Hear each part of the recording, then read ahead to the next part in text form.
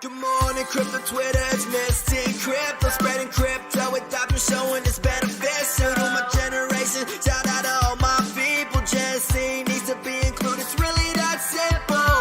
We are savage, amazed, boss, SD, making money at the same time, spread peace. I feel empty if you don't include Gen Z, about to change the world, so y'all better get ready. Misty Crypto, I'm never backing down, I got a wax account, you should say it out. So many NFTs, I think I lost count, and I'm only getting started. Yeah, I'm barely off the ground. Misty Crypto, you cannot stop me. My hands are making diamond, your hands fall like origami. Never be the boss of me. Bitcoin's all I need. When I say I'm zesty, that's just me talking honestly. Crypto and yum bar marketplace. I wanna see the more we gotta go through cyberspace. Leave this world without a trace. Stay faithful with different day, cause we partners in the cryptos didn't stay.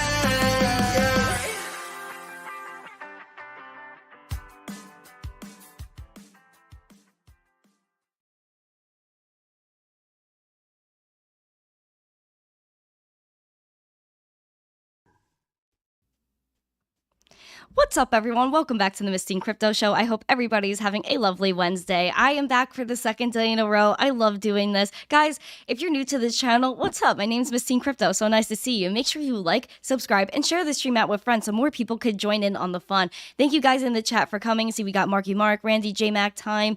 We got John. We got everyone in here. Guys, make sure you comment if you're enjoying the show. Make sure you're smashing that like. Before we jump in, as always, we're going to say thank you to one awesome sponsor of the show. We got Wax Blockchain, absolutely killing the game. I'm going to drop a Wax NFT in the chat now. Let's double those likes like I see right now, and we'll drop another one. But let's jump in to our awesome guest today. This is Kenobi, co-founder of Metaverse Miami. Welcome to the show. Thank you so much for having me. Really excited to be here. I'm excited for you to be here too, because you're experienced in the industry. You're not just trying to run an event. You're actually immersed in this, and I actually want to get to know you a little bit, get a little bit of background on Kenobi. So, when did you originally find crypto? Where does this journey start for you?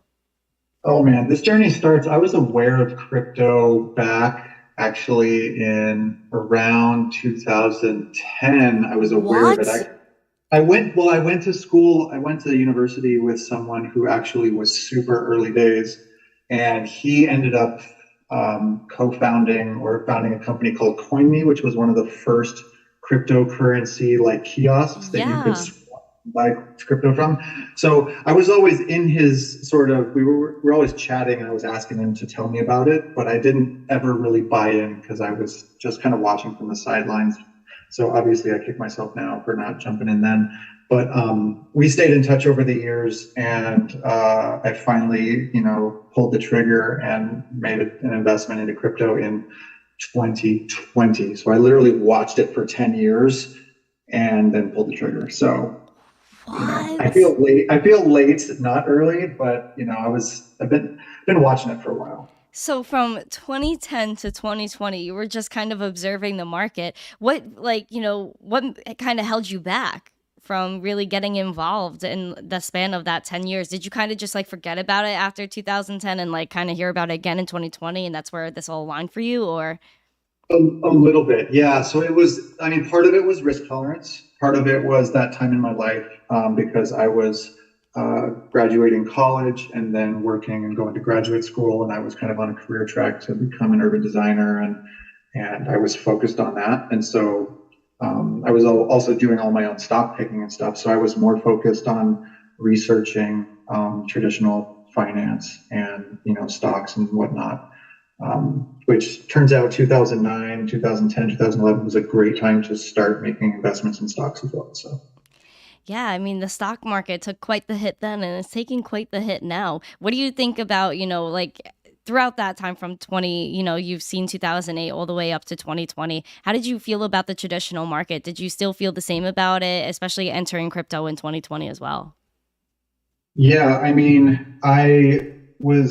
felt fortunate because I started really earning and having money to deploy as investments after the collapse of the financial crisis in 2009. So the market got beat up, and then I was getting in sort of near the bottom. And so that was a good time to get in. But I've definitely been through a few of these cycles on a macro level. And to be honest, it's something that has taught me patience and not trying to jump in and out, but just finding high conviction plays and being patient and sticking with them and betting on, teams, company management, things like that. So like in my stock picking, I'm probably like 80-20, like value, like Graham and stuff like that, Graham and Buffett versus high risk plays. But I definitely have jumped into Tesla and a couple other things that have done really well. Yeah, I mean, watching the market throughout that time, it must be just, kind of you're seeing all these cycles. Do you see any similarity between, the traditional markets and the markets in crypto from how you've been observing it? I will caveat this by saying there are so many people in the Web3 space that are smarter than me about this, but it appears from what I've seen that they've been correlated strongly up until somewhat recently, and we're starting to sort of see there be a divergence between the traditional finance markets and crypto, but I think they still trade in lockstep and have traded in lockstep for a long time, just due to institutional money.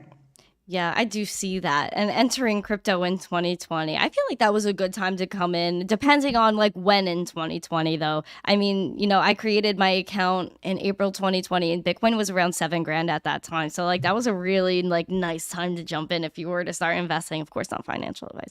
But yeah, so like how did you feel about entering crypto in 2020? Do you feel like it was a good time for you? I think it was a great time. I think it was prior to the major leg up after the halving of Bitcoin that later that summer, where we saw essentially a 10x from those levels, and it ripped all the way up to 68 and wherever it landed before coming back down. But it was I spent 2 solid weeks just deep diving into it, and then was finally willing to make a bet. And I feel like it was a good time. I don't know how it could have been a bad time getting in before that big run up. So, what that did for me was enabled me to, I just did Bitcoin and ETH to begin with. And then, watching that grow. And then I discovered NFTs. To be honest, it's hilarious. I discovered NFTs because I was in some communities. Actually, how did that happen? It was a cousin of mine saw that I had MetaMask and Coinbase on my phone, and he was like, and I was in California, and he was like, "Yo, dude, let me tell you about this token." And it was this like meme coin, shit coin, and he was like, "Yeah, dude, this thing's going to the moon. You got to get in now." Blah blah blah. I'm dead. And so I was like, "Okay, whatever, dude," and I put a couple $100 in just for educational purposes, like completely lighted on fire.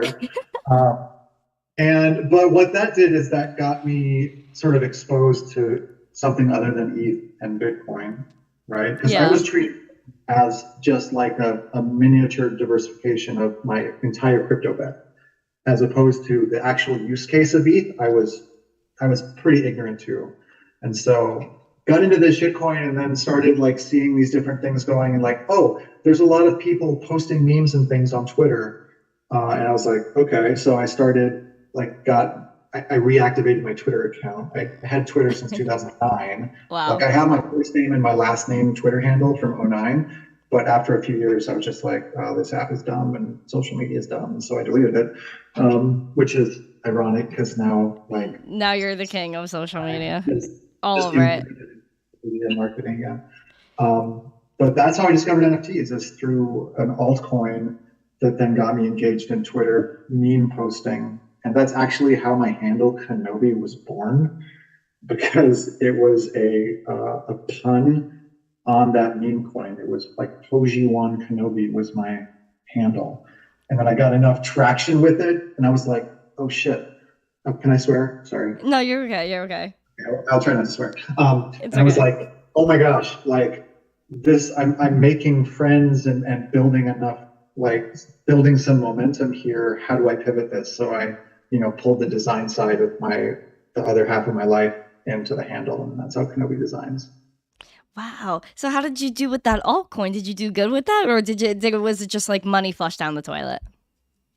No, I think that ended up being like a 15 or 20x, and I took some profits. I didn't sell at the top like all of us or Yeah. many of us.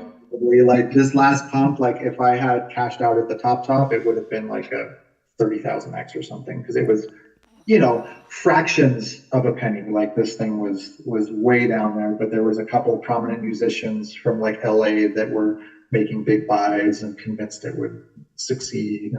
But anyway, it's just funny. Wow, you did a nice 15-20x on an alt. That's great. Back then, it's like it was almost nothing, but now it's like in this market, it's like a 15x is like crushing Oh, it. absolutely. I remember, like, when that bull run initially just kicked off, there were things I was seeing that were going like a few hundred X. And Oh, that was absolutely wild. I was watching it and I was like, oh my gosh, how did I not catch that? yeah, it was so weird. Like obviously not sustainable across all those different projects, but there was so much speculation that people were just the opportunities in DeFi back then was just insane.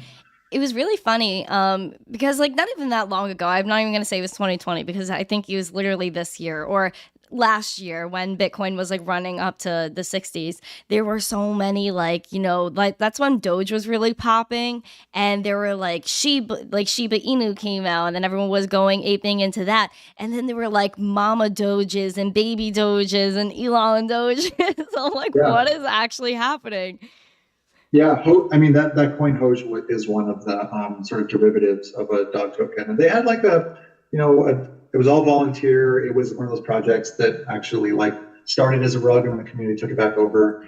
And I don't know where it's at now. I haven't followed it, but like once I discovered NFTs, I kind of stepped away from that altcoin scene and got really excited about the practical applications of NFTs. So that's what really gets me excited, and that's why I'm so invested and still here.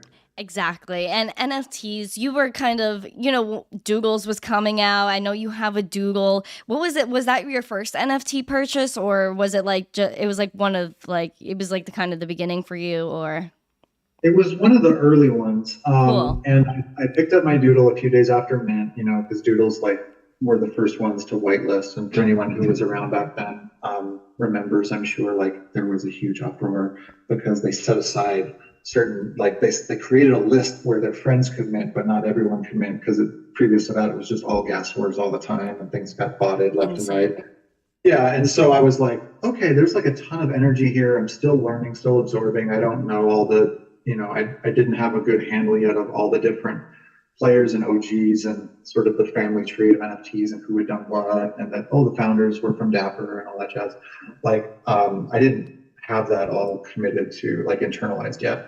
I just could tell that I liked the art a ton and there was a lot of energy around it. So I I think the floor was zero point 0.8 when I picked mine up, Wow. and I just pulled down a couple pages, and I was like, I like that one, and yeah, that's my forever doodle.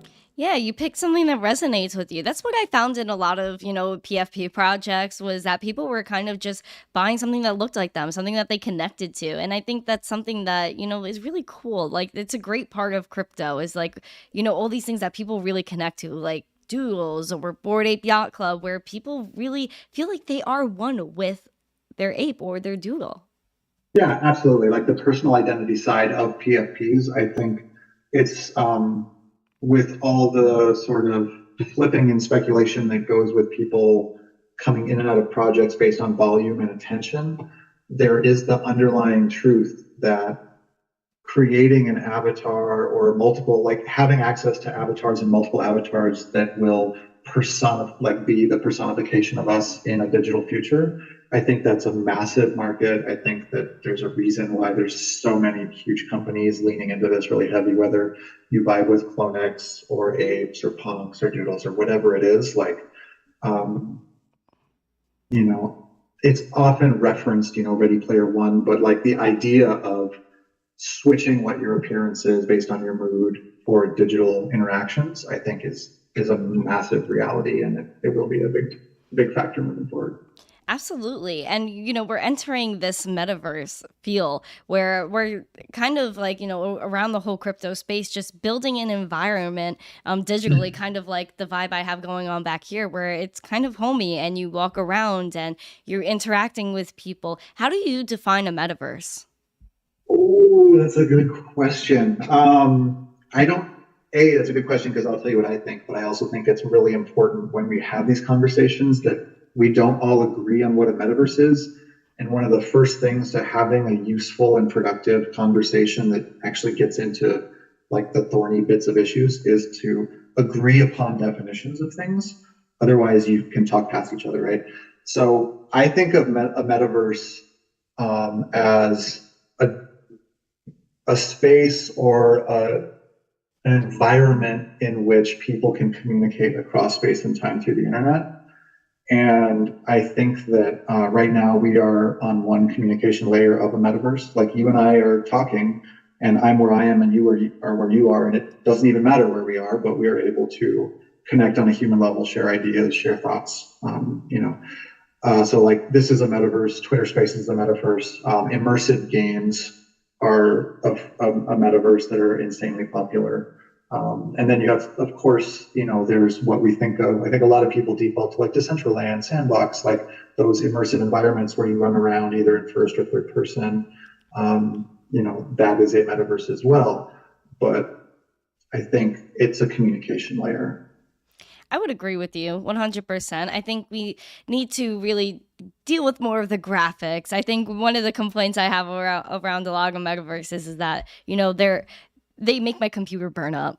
And it's hard to access. But I do think that we're really, really early. Like extremely early. So a lot of these people that are just laying out the foundation and experimenting like the Sandboxes, the Decentralands, we need them because they're showing us the way. They're kind of just giving us an idea of where we need to start. These are all like the fundamental building blocks here.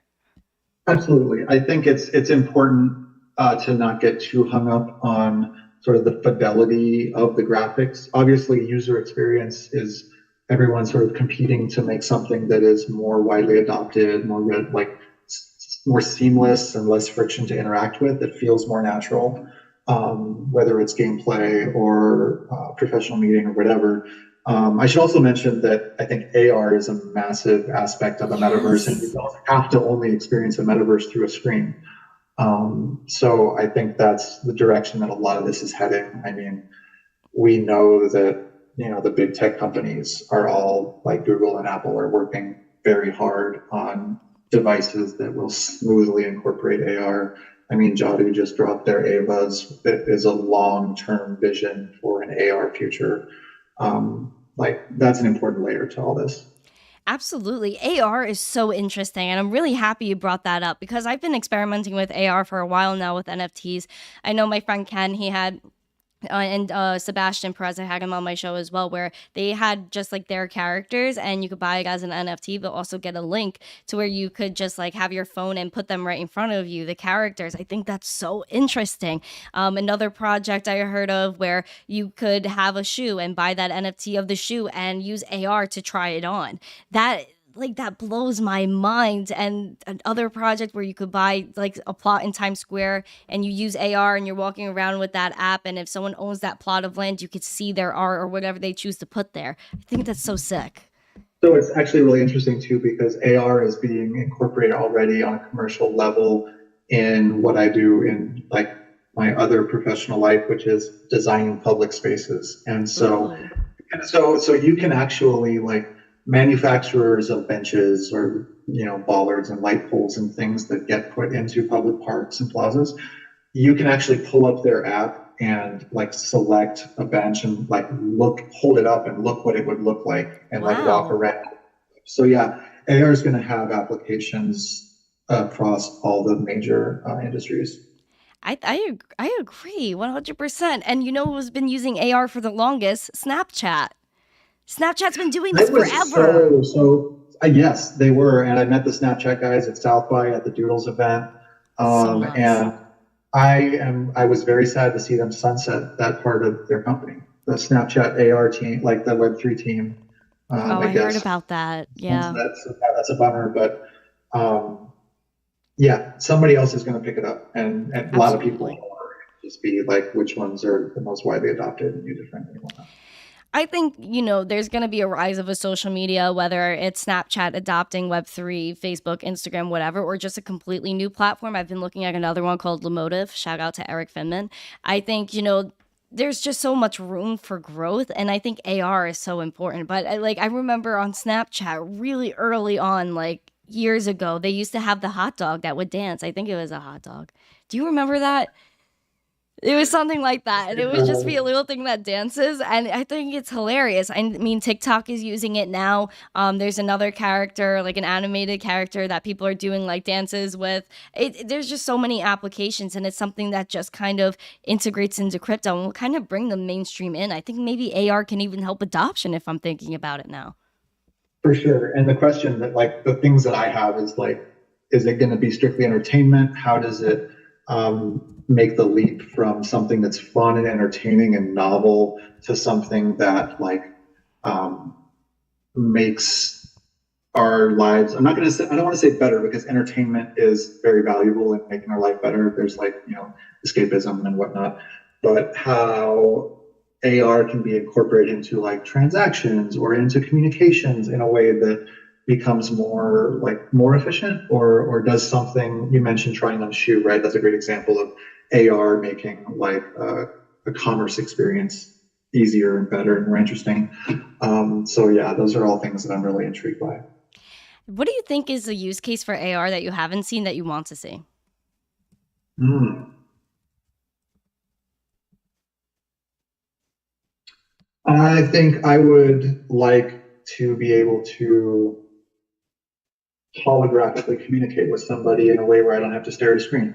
Oh, that's a good one. That would be really sick. Like just imagine like me zooming you and you're kind of like here. Ooh. Yeah, exactly. And there's actually a few companies that are doing that on a like test level, they're testing this tech out, but that's coming. I mean, growing up with Star Wars and Star Trek and all those kind of sci-fi forward-looking things where holograms were always a very across many different storylines and IPs, like holograms have been a futuristic thing for a long time. I agree 100%. I remember watching a show on Disney called Ant Farm when I was little, and basically they had smartphones that when someone called them, they would have their phone like this, and the person would pop up here and be like this big. And I picture that. That's 100% going to happen. If you think it's not, you're absolutely crazy. I think that was even a thing in Ready Player One, if I remember correctly. I'm sure, and I think that's definitely coming. The only question is like the device and the methodology, like whether it will be a piece of like glasses that you wear where they understand the way our eyes work and the optics to essentially trick your eyes into thinking the person is actually standing in front of you, and it'll be responsive to the room you're in and the space you're in. Or if it's an actual like series of displays in like a dedicated spot, right? So there's like dedicated versus on the move, and yeah. But there's so many people in this space, including people who are speaking at Metaverse Miami, that are way more deeply ingrained in that. This is just me talking around the edges, so I don't want to pretend like I'm like an expert in AR, because I'm definitely not. Well, listen, we're just chilling, man. We're just having a conversation, but I do think this is extremely important, and you hit on so many good points. I really didn't even think about AR as like far as we just did. We really just went on an AR deep dive. But speaking of the metaverse, we're gonna bring all of our friends from the metaverse that we know in real life at Metaverse Miami. How did you come up with Metaverse Miami? How? Because I know you're a co-founder. So who were your other co-founders, and how did this all start for you guys? Yeah, so my other two co-founders are Render.eth and Contessa.eth, and I met them through one of my earliest NFT projects, like in Discord, like you would when you're getting to like know a community. And we vibed, were aligned on a lot of things, and we realized that we also had complementary skill sets and experiences. And so we decided like, hey, let's meet up in Miami. This was last year, for Art Basel, and let's just like check out some of these conferences and events, and let's check this all out. So Art Basel last year was my first IRL like crypto NFT experience. A nice And week to go down. it Absolutely was hectic. amazing. Like, yeah, it was so much fun. That's And there were awesome.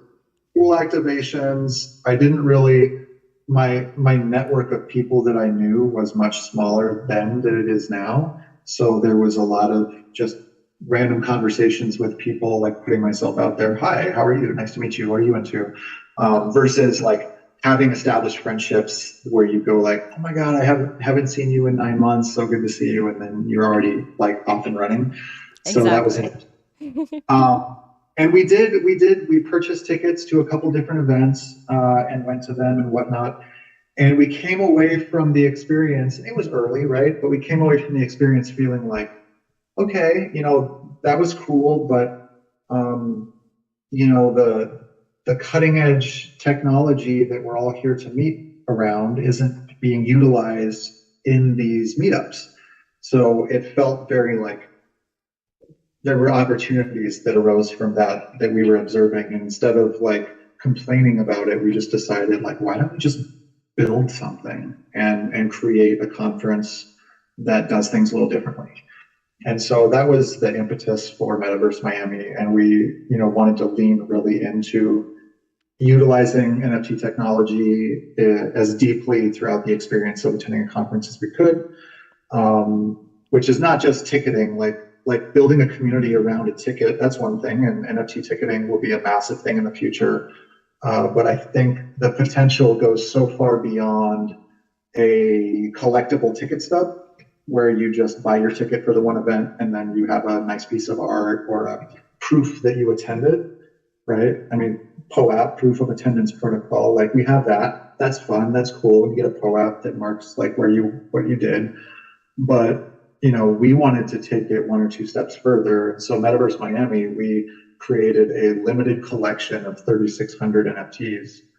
And these are the only tickets we're going to sell to our events ever, right? And so they're also going to be peer-to-peer rentable, which means that our inaugural conference this fall is conference number 1, and you have to have one of our NFTs to get in.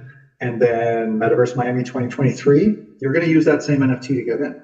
So whether you choose to sell it and then buy it back before the conference, or if you choose to just hodl it and use it next year, or you choose to just rent one from someone else, or you stack up a bunch of them and just rent them out based on demand at your own price. You get to set your price. We wanted the community to really come alongside us as we grow, which is why we called it our Genesis Pass.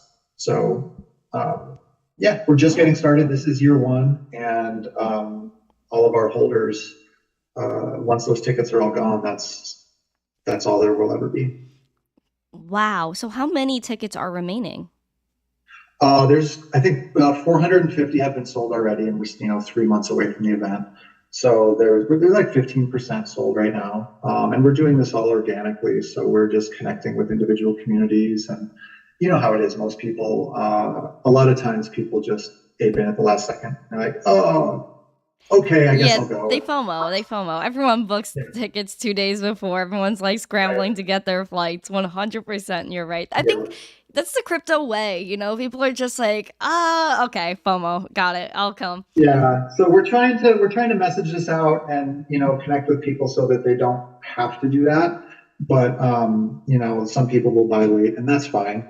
But it's something like we're minting them. The mint is live right now. You can go to metaverse.miami and see our full lineup of speakers, and you can mint 2 tickets per wallet. Mint price is 0.3, which right now is like $450. It's like competitive on the cheap end of what a normal ticket costs for any of these Web3 events to attend once. Yeah. But a ticket gets you in every year. And we're also going to, our goal is to do more than one event per year. So we plan to build this out into like a Web3 native events business Wow. that provides value throughout the year. That's through great. collaborations and stuff. Yeah. Yeah, that's amazing. Being able to use this NFT over and over again to come to the conference. I know Coachella was trying to do something like that, where it was like more Web 2 centric, but it had kind of a similar concept. But I think you guys are kind of stepping it up in the fact that you could use this every single time. And you also told me that you could rent this out. So let's say, like, I buy a ticket and I can't go this year or I can't go next year and I still hold that pass, but my friend wants to go. They could rent the ticket from me and I don't have to give it up. Correct. You own the ticket. So the thing is, we wanted our community to own access to the event. So you own that ticket. You can, lend it to your friend for a price you set. You can put it and stake it into the rental pool for market price and see what you can get for it. And that's something that we've already got people in our community that have like picked up a few passes and just plan to rent them out. People live all over the world, of course, and they may or may not be able to come to Basel this year. So, we've got people who picked up some passes just to have them for future attendance. Yeah. I think that's really important, being able to own access to an event. It's a really unique concept. And what made you guys kind of take this leap? Because a lot of people maybe wouldn't have done that because they want to stick with that traditional route, just like get the money and not have to worry about an NFT drop, a Genesis pass. Why did you guys choose to take this responsibility? Honestly, the thing is we wanted to build something from within Web3 for Web3. And so it's a community first approach. Right? Love Like it. there's a set playbook on how to make a ton of money from events. And my co-founder, Render, he worked for, done work with Live Nation and some of the huge music festival companies for decades. And there's a tried and true method, which is you fill the marquee with big names, and then you have early bird ticket sales, and it's all it's not unchained, which means no one knows how many tickets you've sold. So you can say, hurry up, we've almost sold out. And then the prices are, they tier up and they get more and more expensive closer to the event. And then, you combine that with sponsorship revenue and you have a wildly profitable business model. Our hope, our goal, what we're trying to do is actually reward the people who are here building through the bear market, who are here for the ethos of Web3, the artists, the devs, the people who really understand and vibe with the technology and are pushing forward. Because as we grow and succeed, as our conference, grows in popularity and we just continue to crush it year over year, the demand to attend our event will increase if we do it right, and the supply is capped. So when supply is capped and demand goes up, price goes up. Right? Yeah. So therefore the community will benefit. And, so that's the whole goal, is to help the community benefit. That's really smart. And you guys have a great lineup of speakers. I'm happy that I'm a part of it. But, you guys have a lot of people that I want to see, that I talk to on Twitter Spaces. I've seen on Twitter Spaces that I actually really want to talk to. And that's one of the things I really want to just give you guys a nice, round of applause for, because a lot of conferences, they keep it mundane with their speakers. They kind of keep it like the same people they had a few years ago, or they just keep, the same, 5 people in rotation across a few conferences. But you guys are really bringing people that are current and that are really breaking through in this space. I really love that. How did you choose your list of speakers, and why did you kind of choose it to keep it the size that you did instead of doing, let's say, a few thousand speakers or a couple hundred? Yeah, that's both good questions. So I'll answer the second question first. We knew right away, based on our observations of the space, that we wanted to focus on longer conversations, higher quality content. And the only way you do that, unless you have a 10-day event, is you limit the number of speakers to a few stages to give people optionality. But a curated speaker list, in my experience, is much more engaging and creates a lot more value for the attendees. And the focus is education and networking. And so it's really hard to provide value for people if you have, 1,000 speakers that each jump up for 10 minutes. That's really a tough format, right? Yeah. And so we just thought it was really important, and it's one of our sort of core values. It's ingrained in our ethos to to have longer conversations with where the attendees can really learn from the leaders in the space and the thought leaders in the space. Yeah, and feel more of a connection. I think hearing somebody speak for 30 minutes or 45 minutes is way better than hearing them for 15. Just being able to kind of get a feel for who they are and be like, oh, this is who I follow on Twitter. They are really knowledgeable, and just to get a better understanding of them. How did you, again, like, how did you kind of pick your speaker list? How did you go about scrolling through crypto Twitter and saying, okay, you look like a good person to have at the event? Well, two things. One, you're totally right. And to be honest, if you're getting into any kind of technical detail or nuance, you can't possibly answer even one question back and have dialogue about it within 10 minutes. So you I need to have agree. these conversations to actually get to the meat of some of these, futuristic, forward-looking issues, whether it's storytelling on where you've been, where you're going, or really projecting forward into the future and speculating on what could be.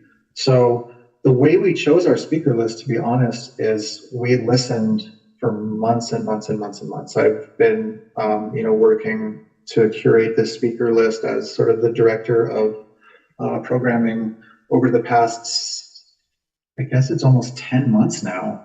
And every person on our list, we've done one-on-one conversations. We've had meaningful, in some cases, multiple Zoom calls to really like go back and forth, get an understanding of ethos, approach, and what they're looking to build in the space, like where their values lie, and and then figure out whether it was compatible. And I'll be the first one to say that there are so many qualified, amazing people who aren't going to be speakers this year.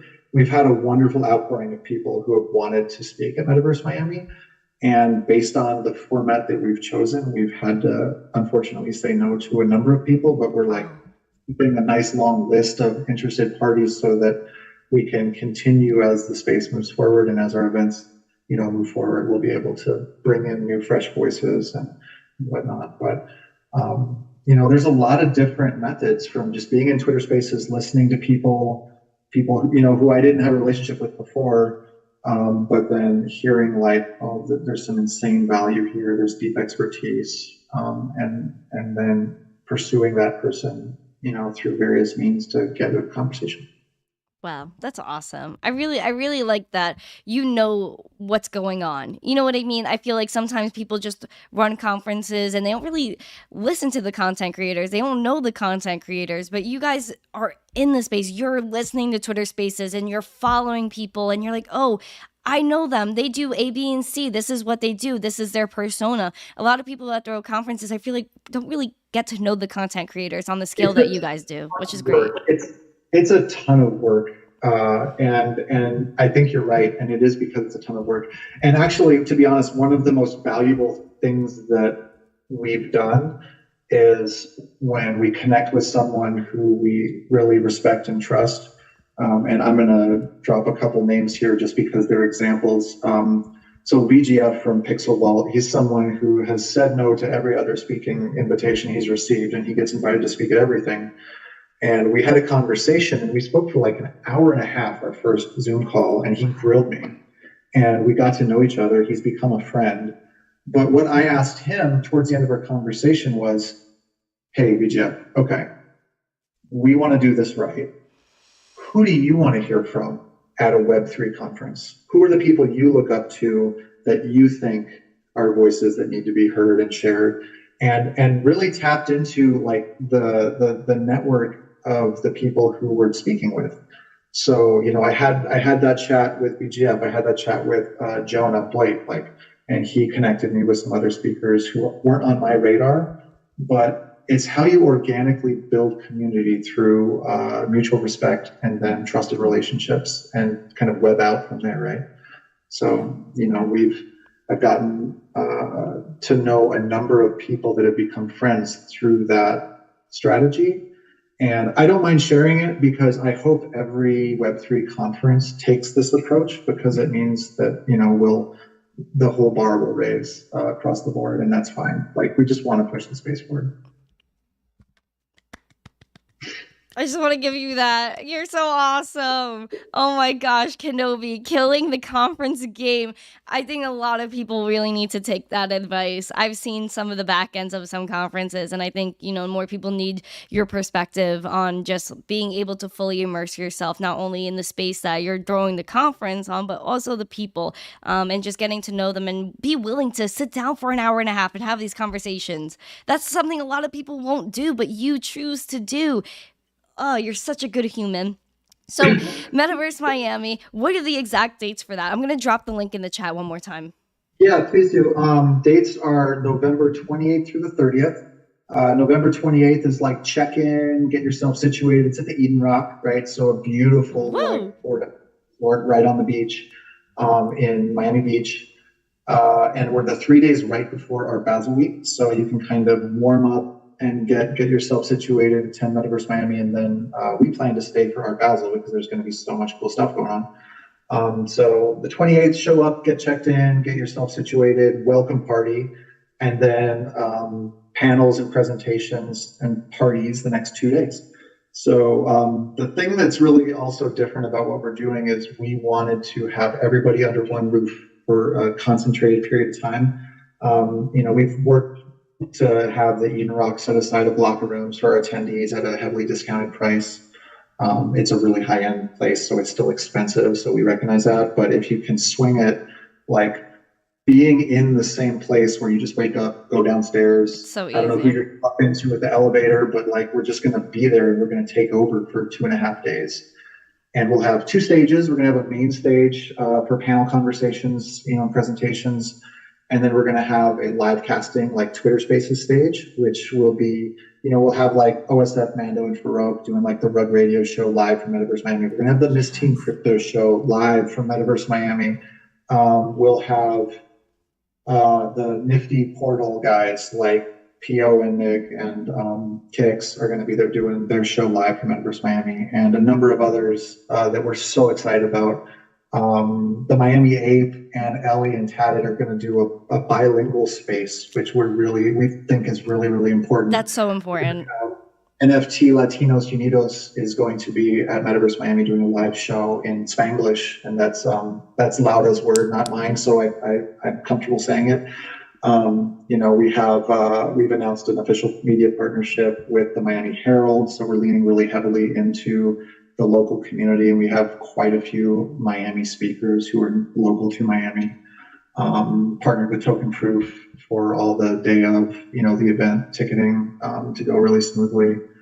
And there's going to be gamification too. I alluded to it earlier, but like the having an NFT, yes, it's a great way to prove you own something and get access to the conference, but you can do a lot more with it. You can have a token call that confirms whether you picked up your swag bag yet or not. You can, depending on how you set things up at the door, you can have people scan in to what talk they attend. Ooh. Maybe there's, some gamification, some treasure hunts, some prizes, some fun based on which talks you go to and which combination of talks. Like, there's so many fun things you can do with a fully on-chain ticket mechanism at a conference, and we're going to really lean into that heavily. So, whoa, talk about zest right there. That was a lot. That was some alpha right there. Guys, yeah. This event is going to be so awesome. Great venue, great people, and a cool way to enter the Web3 space and really immerse yourself in it. I feel like you're just really bringing the metaverse to life, and I really appreciate that. Like, I appreciate just the time and effort that you guys have been putting in, because I know me and you have been talking, I don't even know how long now. It's been a minute. Yeah, like one of the greatest things I think about a conference is when they reach out super early, because that they're preparing. Like, you guys have been preparing for such a long time to get this down. And then I know there were a few things that were shifted around, but I think especially you guys moving the date to, November 28th to the 30th, great time. The venue you guys moved it to, fire. It was just constant improvements in the speaker list, just coming out with new people all the time. And you've been coming out with people for a long time, because I know I was announced I don't even know how long ago. It was just really good. A lot of time and dedication put into it. Is there anything you would like to share about the conference that we haven't already? I think I should mention that with our mint being live, I don't think I mentioned this, but we have two tiers of tickets. So Oh, a lot of the conferences, there's like different tiers. There's like the standard and then the upgrade and then the like crazy big package or whatever it is. So we have two tiers. We have a standard Genesis Pass NFT and we have a VIP Genesis Pass NFT. And those, we're not charging more for our VIP passes. They're completely randomized into the mint, like the pin tweet on our Metaverse Miami Twitter love page that. has some details. But basically, you have a 1 in 6 chance of minting a VIP pass. And remember, so like for this year, what that means is you get a +1 into the event at the VIP level. So that really gets 2 VIPs in the door with a VIP pass. And it gets you into like the VIP lounge and like, which is also like the speaker lounge. And it's like enhanced networking and also into the VIP party, which is how we're going to close things down and kick off our Basel is we're going to have a VIP only party at the end, which is going to be just amazing. And so that is something that I think there's like a handful of tickets listed on secondary, but the mint is live and you have a 1 in 6 chance of minting a VIP right now. So Nice. and that will be a VIP every year, right? Like we're not issuing more tickets. We're not going to dilute the collection. Like anything that we build is going to build upon this structure. So like from within and just create more and more value for our existing tokens. I love it. I really love the randomization of it all. Just being able to, have like I think it's more of a democratized kind of mint when you really think about it, and just being able to say, okay, I'm gonna pay this mint price. Maybe I could just get like almost a free upgrade, and I think that's really important. I think I really like that aspect a lot. There's a lot of things that you guys are doing that I'm a fan of. I can't wait to see like what the conference is actually like, just to be there. I'm really hyped for it. I've been excited for months, and it's just the anticipation is really building up. What do we have, like 2.5 months? 2.5, yeah, just a little bit less than 3 months to go. So. Woo! That is so spicy. I really thank you for coming on today, Kenobi. Like, you really dropped an amazing amount of alpha, whether that's talking about like AR, NFTs, the conference, just your vision in general, I think is extremely important. And like I said before, I think a lot more people really need to listen up and listen to the wise words of Kenobi. Thank you everyone in the chat that came today, hanging out with me for 2 days in a row. I will be back next week with some awesome guests as usual. But Kenobi, is there anything, that is on your mind that you would like to share with the chat, whether that's life, something on your heart, crypto? It could be anything. And also share where we could find you and any details you would like to share about where we could find things about Metaverse Miami. Shoot. Sure. So I'll do the kind of housekeeping first. So our official website is metaverse.miami. That's the Mint site, as well as where you can find our speaker list. And our official Twitter handle is @MetaverseMiami.